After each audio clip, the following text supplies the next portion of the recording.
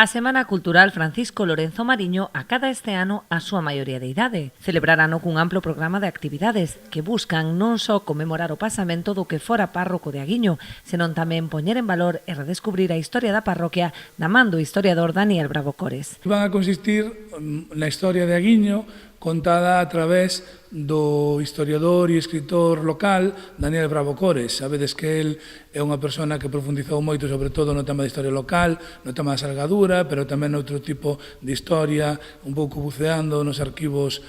tanto parroquiais como municipais daqui do Concello de Ribeira, e entón, de alguna maneira, é unha persoa totalmente ilustrada sobre o tema e nos vai a dar esa conferencia do primeiro día sobre a entrada, titúlase A entrada de Aguiño na historia, e un pouco a partir, a raíz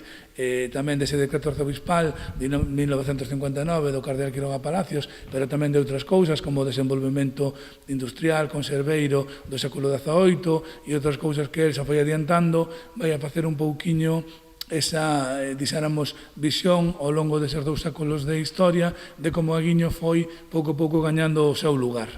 Un dos actos centrais das xornadas terá lugar mañá sábado no cemiterio de San Vicente de Noal, en Porto do Son. Alí realizarase unha ofrenda floral ante a tumba do párroco e darase lectura a un manifesto reivindicando numerosas cuestións de actualidade que tamén afectan a parroquia de Aguiño.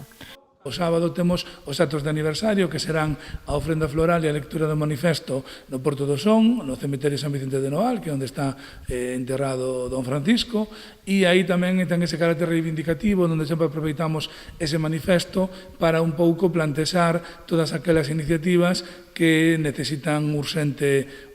resolución, non? E que están de actualidade, non só a nivel local, tamén xa a nivel máis xeral, como pode ser o tema da sanidade, como pode ser o tema aquí a nivel local do transporte público, como pode ser outras necesidades que tamén vayan surdindo na parroquia.